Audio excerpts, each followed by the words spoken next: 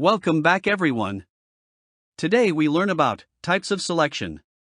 There are two main types of selection, natural selection and artificial selection. Let's look at natural selection first. Natural selection is a process in which nature selects individuals that have certain inherited traits to survive and reproduce at higher rates than others. These are the characteristics of natural selection. The organisms with the most favorable adaptations outcompete or are selected for in a population and displace them. Only the fittest survive and reproduce. This is called differential reproduction. When natural selection takes place over the course of many generations, it can change the basic attributes of the original population.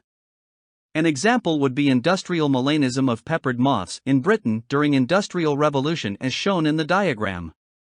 This results in the evolution of a species over many generations. So how can natural selection bring about evolution? First, it can be due to overproduction of offspring.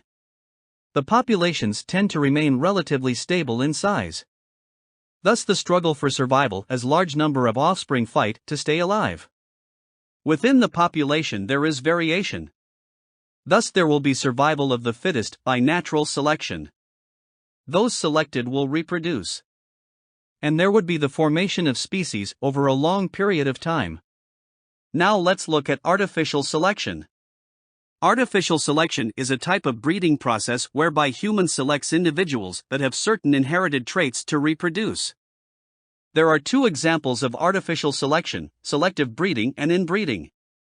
In selective breeding, there is mating between two parents of different varieties to obtain offspring which possess desirable traits from both varieties. For example, a palm with thick husk is mated with palm with high content of oil, producing offspring with both thick husk and high content of oil. In inbreeding, there is mating between two parents of the same variety to preserve the desirable trait of that particular variety. This is normally done on animals which cannot be bred through tissue culture. And although cloning can be done on animals, cloned animals tend to be sickly. As a result, there is the production of new varieties. And the offspring exhibit a wide range of health problems.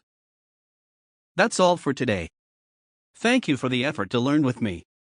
Stay tuned for more interesting lessons. See you next time. Bye bye.